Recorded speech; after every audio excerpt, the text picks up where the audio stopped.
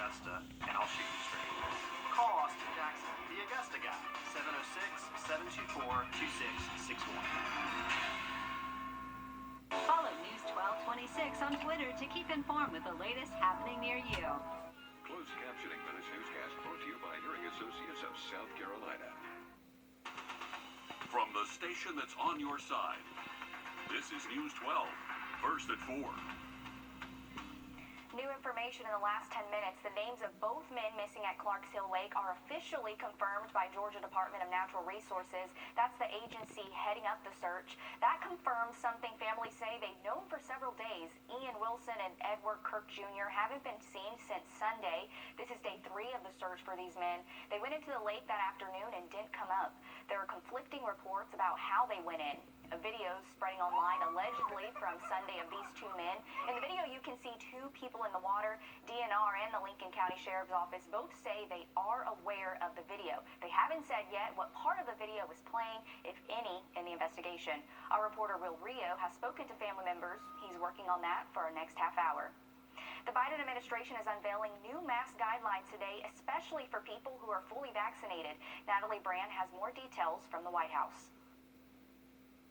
President Biden asked all Americans to wear masks for his first 100 days in office, and now his administration is relaxing some of those recommendations. Starting today, if you're fully vaccinated and you're outdoors, and not in a big crowd, you no longer need to wear a mask. Fully vaccinated people can now take off masks while exercising outdoors, attending small outdoor gatherings with a mixture of people who are vaccinated and unvaccinated, and dining at outdoor restaurants with friends from multiple households. We know that the virus spreads very well indoors until more people are vaccinated, and while we still have more than 50,000 cases a day, mask use indoors will provide extra protection. The new guidance comes as the administration redoubles efforts to reach out to those who are reluctant to get vaccinated. This is another great reason to go get vaccinated. Now. The number of daily doses administered fell from a high of about 3.5 million 2 weeks ago to 2.7 million on Monday. The federal government stands ready to help states put shots into arms as quickly as possible. The CDC says there are 7 states, Alabama, Alaska, Georgia, Louisiana, Mississippi, West Virginia, and Wyoming, now administering less than 70% of doses delivered. Most states are still above 85%. Natalie Brand, CBS News, the White House. The CDC announced it is seeing a 21% drop in new COVID cases across the country compared to last week. Michigan continues to see more daily COVID cases than any other state, but it's also seeing a drop in new infections. Coming up in the next 2 minutes, we look at how Johnson & Johnson vaccines are ramping back up after the CDC lifted its pause on it. We're also learning more about how a Graniteville man died while in custody. Last month, the Aiken County Sheriff's Office detained a man who later died. According to autopsy results, it was accidental. Initial reports show deputies responded to the intersection of Marshall and Ergle Streets on March 18th. Deputies got a call about a man who was reportedly in the road attempting to get into cars. Officials placed 31-year-old Xavier Myers into handcuffs. While on the way to the Aiken County Detention Center, Myers began hitting his head on the car partition and window. A few minutes later, authorities say Myers went into a medical crisis. He was then taken to Aiken Regional, where shortly after he was pronounced dead. The coroner's office says his death was a result of a combination of factors including difficulty breathing, excited delirium syndrome, and recent cocaine use. More news ahead as we get a check of the weather as we take a look over downtown with First Alert Chief Meteorologist Riley Hill. And Riley, no complaints outside today. Yeah, another beautiful day for us, Zana. We're seeing temperatures a little bit warmer than what they were yesterday, but gorgeous conditions again. Mostly sunny, looking over Grovetown here. We do have a few high-level, just thin-level clouds moving through, but nothing that's obstructing the sun all too much. We're at 86 on the thermometer here in Augusta and expecting a fairly warm evening. Most of us are now sitting into the mid to low 80s up at the lake. The one cooler spot currently at 77, but not by much. Very comfortable for everyone. And Again, any plans this evening, they're looking dry. Those skies will be mostly clear, just a few of these high, thin level clouds. And temperatures will be warm. We'll stay in the 70s and 60s after sunset through midnight. And then by tomorrow morning, we'll start to bottom out into the upper 50s. But again, tonight, we got a big moon rising. How about this shot from Andy Hunter? This was over SRP Park last night. Moonrise tonight's going to be a little bit later, just after 9 p.m. We'll have more on your first alert forecast in just a little bit. Vaccinations of the Johnson & Johnson vaccine are picking back up in the river region. We found several small local pharmacies are now giving the shot again. Brady Trapnell's live in the studio with what people need to know before they get the vaccine. Brady? Well, Zeta, there are mixed feelings about the Johnson & Johnson vaccine. As we all know, after the pause, things have been kind of up in the air. But I was at Parks Pharmacy in North Augusta earlier today. They said dozens of appointments are already scheduled for tomorrow. And it's been a journey for small family-owned pharmacies. They had to quarantine doses of J&J in separate refrigerators and call all of their customers to cancel appointments when that first announcement was made, along with taking calls from people who had concerns after getting the shot. Now, Parks Pharmacy is having to give patients new paperwork, waivers to sign with the J&J vaccine to make sure everyone is aware of the potential low risk for blood clots. But appointments are scheduled, as I said, for tomorrow and Thursday. Probably over half the people that have come to get it here, they just wanted to come here because they trust us. I think the demand will be a little bit less because so many more people are already vaccinated anyway. And Parks Pharmacy told me that many of their customers said they wouldn't get the vaccine at all if it wasn't offered at their pharmacy. But the Department of Health plans to use J&J across our area again as well. More on how their efforts will focus on hard-to-reach areas on News 12 at 6 o'clock. Thanks, Brady, for that. A rare blood clotting disorder seen after the Johnson & Johnson vaccine might not only be a problem for women. Officials in California say a man in his early 30s experienced blood clots after getting the vaccine on April 8th. This particular person had a more mild clot, one in the leg, but certainly it was a real clot, and he's in his early 30s, so likely could be related to the vaccine. You can be on the lookout for this rare side effect in any area clots, but I think they did the right thing, which is to put a warning label on it, but not to stop the vaccine. A similar clotting case was identified in a 25-year-old man who received J&J's vaccine during the company's clinical trials. Back then, there was not enough evidence to attribute his symptoms to the vaccine. And if you're interested in getting the Johnson & Johnson vaccine, the vaccination clinic in Washington County will be offering it through the rest of this week. They're going to also offer first doses of the Pfizer vaccine. All state-run vaccination clinics like the one in Washington County are set to close May 21st when their contracts expire. Until then, second doses of the Pfizer vaccine will be available, and you can sign up on the DPH website to make an appointment. The CDC is walking back on a statement its director made on Friday about the agency's recommendation surrounding the COVID vaccine during pregnancy. The agency is clarifying its guidance has not changed. Officials say a new study found no evidence to suggest the Pfizer and Moderna vaccines pose risk during pregnancy. This comes after reports last week of pregnant or soon-to-become pregnant women reported typical vaccine side effects. Researchers say the data did not show obvious safety signals. A hospital in New Delhi, India, is struggling to treat COVID patients because of a critical shortage of oxygen supplies. Doctors warn the dire situation is just getting worse. ICUs are operating at full capacity and nearly all ventilators are in use. Medical staff say they're under severe stress, even resorting to putting patients in a makeshift tents outside. We are trained, we have not seen so many mortalities in our ICU as well as in our near and dear ones. I get maybe around 50 calls every day. Somebody asking for beds, somebody asking for cylinders, somebody asking for drugs. We don't have anything available and patients are dying. The head of the World Health Organization says India's surge in COVID cases is just beyond heartbreaking. Hundreds of thousands of federal contractors are set to get a pay increase to $15 an hour. This comes from President Biden's executive order. Right now, federal contract workers earn just under $11 an hour. Officials say there's an estimated 5 million of those workers, but not all of them will get the raise. All federal agencies will need to include the higher wage and contract offers by January 30th of next year. The sentencing date for convicted murderer Derek Chauvin has been moved to June 25th. Last week, a jury found the former Minneapolis police officer guilty in the 2020 killing of George Floyd. The maximum sentence allowed in Minnesota for second-degree unintentional murder is up to 40 years in prison. For third-degree murder, the maximum is 25. The maximum for second-degree manslaughter is 10 years and/or a $20,000 fine. The Department of Homeland Security is again delaying the requirement for real IDs. The deadline, which was set for October 1st of this year, would have required travelers over 18 to have a more secure form of ID than what is currently required.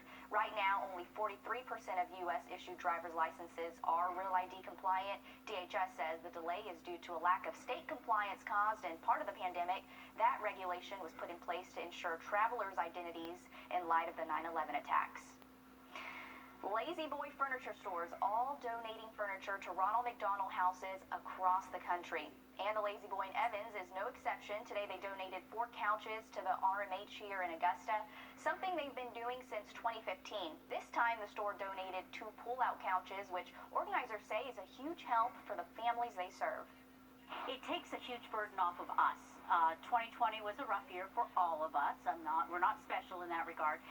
But having donations come to us like this just let us direct our funds elsewhere to keep our doors open in another way. Donations help out the organization, keeping the house fresh for patients and families. The Columbia County School Board is meeting in about an hour and a half. The superintendent will give her report tonight. The agenda also includes updates on the 2020-2021 school year, summer school registration, and a presentation of the budget. That's all getting started at 5:30, and we'll be sure to keep you updated with what comes out of it. Well, still ahead, smoke is pouring out this car, but for an Atlanta police officer, that's when his training kicked in. We hear from the officer and see what he did that possibly saved a life. And we are continuing to see beautiful weather again out there for our Tuesday, but rain is going to be possible later into the week. We'll have your first alert forecast next. The deadline for graduating seniors to apply for student loans is less than 2 months away. But is debt worth a degree? $1,250 a month. It's a rent, that's a mortgage. An I-Team investigation Thursday on News 12 at 6 o'clock. My source. Atlanta police officers save a man trapped in a burning car at a gas. These allergic reactions may occur. I just look and feel better. I got real relief with Cosentix. Watch me. Feel real relief. Ask your rheumatologist about Cosentix. Atlanta police officers save a man trapped in a burning car at a gas station. Now the officers who are being hailed as heroes are speaking out. It's one of those things, those physiological responses where you don't even think about it, that just you automatically resort to your training. And that training taught APD officers Verline and Bouquet that their first focus had to be on putting out the flames. A driver had suffered a seizure and crashed just 40 feet or so from a highly inflammable gas pump. Do everything we could to get to him while the smoke and the fire was steadily building in the engine area. While Verline and Bouquet worked on putting out the flames, the other officers worked feverishly to get the driver, unconscious, out of the vehicle. But there was a problem. We had a little trouble trying to find the door locks on these newer model vehicles. And that meant breaking the window. Watch Officer Ruffin as she uses a tool to smash the passenger side window. But that still didn't do it. Finally, they pried the passenger side door open. Watching the body cam video, you can appreciate the stress the officers were under. Get the driver out of the vehicle as safe as possible, again, because he was feet away from a gas pump.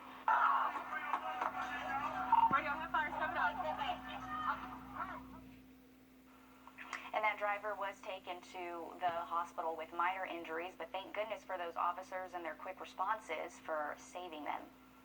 Well, to weather now as we take a look over Calhoun and check in with First Alert Chief Meteorologist Riley Hill. Riley, how's it on your side? Hey, beautiful day again for us. No complaints in the weather department, and we're expected to stay fairly nice the next couple of days. Looking out over Aiken County from our WeatherStem camera network, 82 degrees currently in Aiken, a beautiful spring-like afternoon for us. Those winds have been going a little bit more than the past couple of days. Southwest winds around 11 miles an hour, and expecting those to stay between 6 to 12 heading into our Wednesday. Once again, our current temps were up to 86 in Aiken, 86 at Bushfield, 82 in Edgefield, Evans here at 82 as well. Everybody at least seeing the 80s this afternoon. And tonight's not going to be quite as cool for us. We bottomed out close to 50 at Bushfield early this morning. We should stay mostly into the upper 50s by early tomorrow morning, so not quite as much of a little bit of a chill out there early tomorrow. But another beautiful day for your Wednesday. If you need to cut the grass, we're expecting temps in the morning to be increasing from mostly the 60s towards the 70s and then topping out into the mid to upper 80s again tomorrow afternoon. So the grass will definitely be growing heading in throughout the rest of the week. Our high temperatures tomorrow here in Augusta should top out near 87 tomorrow afternoon, and most of us should be within a couple of degrees of that. Not going to see a huge temperature variance across the region on Wednesday. And then we are expecting dry weather to continue through Thursday, so if you need to wash the car, looking good for that. Just notice those temps definitely above average for us, about 7 to 10 degrees above average the next couple of afternoons. And rain chances will remain very slim until we get to our Friday, and then into the weekend. There is some uncertainty with this weekend forecast. I'm anticipating that to change over the next couple of days, but as of right now, there is the possibility of a few showers sticking around at least through Saturday. But high pressure has now just moved off the Carolina coast. That's bringing back a south wind across most of the southeast and the central half of the country. So a very warm outlook out there for a large swath of the U.S. over the next couple of days. If you're heading up to the lake the next couple, we're expecting nice weather there. Just going to be maybe a couple degrees cooler up at the lake than us here in Augusta. 85 tomorrow, then 88 for your Thursday. And the lake is still slap full, folks. It is just right above full pool here, coming in at 330.56. And water temps slowly increasing. They're around 66 yesterday, increasing to around 67 this afternoon. And likely going to continue to see those lake temps go up over the next couple of days. But here's your outlook if you are heading out to Clarks Hill for your Wednesday. Those southwest winds will be between 5 to 10 knots, so that comes out to be between about 6 to 15 miles an hour. So it could be breezy at times up at the lake, but overall a fantastic day to get outside the next couple. Remember, for your Friday, that's when we have the chance to see a few showers, but overall not expecting huge impacts for that. And then the weekend forecast, that likely will be tweaked over the next couple of days, but the one thing we are more sure about is that temperatures do look to be more seasonal. Thanks, Riley. Well, check this out. A new venomous spider has been discovered in Florida. This is the pine rockland trapdoor spider, and it's related to the tarantula. It was first spotted in a forest surrounding Miami Zoo nearly 10 years ago, but it was only recently identified as a new species. Officials say it's difficult to find, and that's why it's just gone unnoticed for so long now. The spider can live in the same burrow for decades, building a so-called trapdoor over the top, used to ambush its prey. And check this out. The bite is reportedly as painful as a bee sting, something I haven't experienced, but geez, I don't want to experience a bee sting or getting bitten by this. Well, the Olympic torch relay continued today in western Japan on its way to the opening ceremony for the Tokyo Games in late July. This leg of the relay traveled from wooded trails to city streets to even the beach. Spectators were allowed along the route, but officials say the stage through Okinawa Island next month won't have spectators because of COVID concerns. Still ahead, millions of cord cutters may not be able to watch the TV shows and movies they want. We're going to tell you some problems streaming services are facing. Come on in to Davis Appliance and Furniture, where you can find the best deals in town. It's tax time, so when that refund comes in, it's the perfect time to get the furniture you've always wanted. For the brands you trust at the lowest prices, visit us at Davis Appliance and Furniture.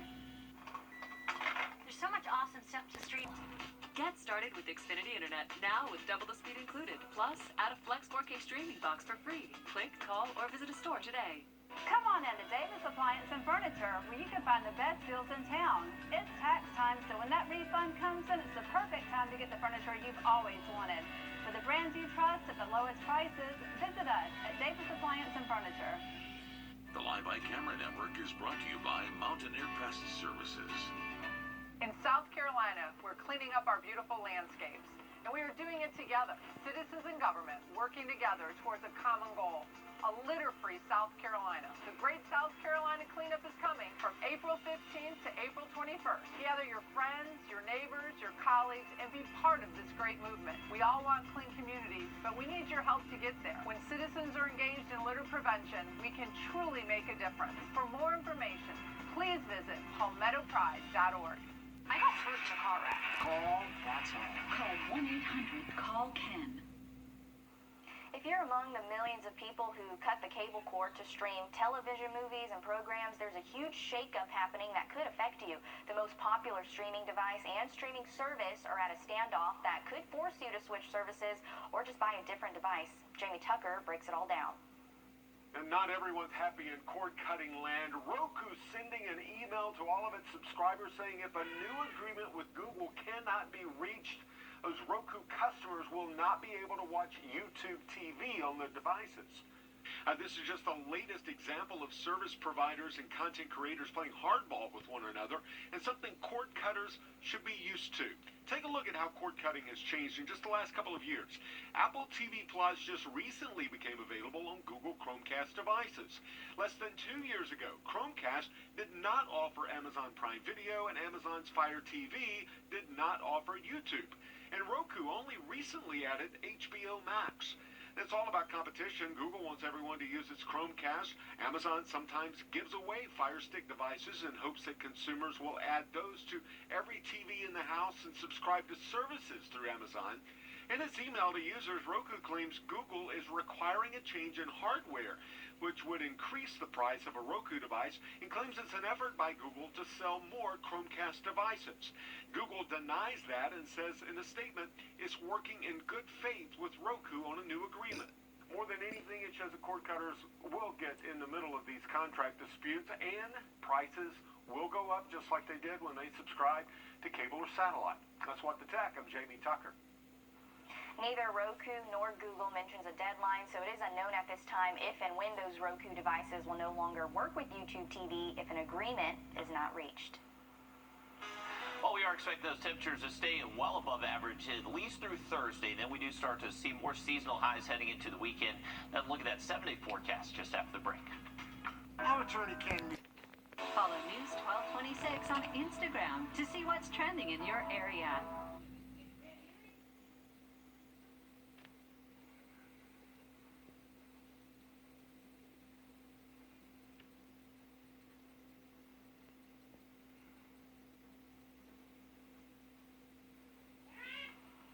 All right, looking over Grovetown, another beautiful afternoon for us. Mostly sunny skies. There are some very faint, just high-level clouds that will be filtering through this evening and tonight. Other than that, mostly clear and fairly warm as well. We're currently at 86 degrees here in Augusta. Those winds are calm out at Bushfield, but we've seen a southwest to south wind anywhere between 5 to 10 for most of us this afternoon. Heading into tomorrow morning, we're expecting low temperatures to drop down to the upper 50s by daybreak tomorrow morning, and then another very warm day on Wednesday. We'll most likely be already sitting close to 70 by 10 a.m. and a lot of sunshine expected to continue tomorrow. Now, if you're lucky enough maybe to get to do some kayaking for your Wednesday, we're expecting a very pleasant afternoon on Wednesday. Those highs will be topping out back into the mid-80s tomorrow afternoon, a very comfortable day, and those winds will be generally out of the southwest, anywhere from around 6 to 12 miles an hour. It could be a little bit breezier than what we've seen out there today. But Thursday, we are expecting that to be the hottest day for the rest of the week, possibly hitting 90 here in Augusta. So that'll be the second time so far for 2021. Rain does look possible by Friday. This will be a cold front moving through the region.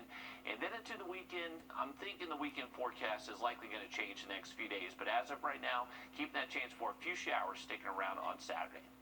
Thanks, Riley. We're going to have more news and weather right after a quick break. The news continues here on First at 4. Stick with us.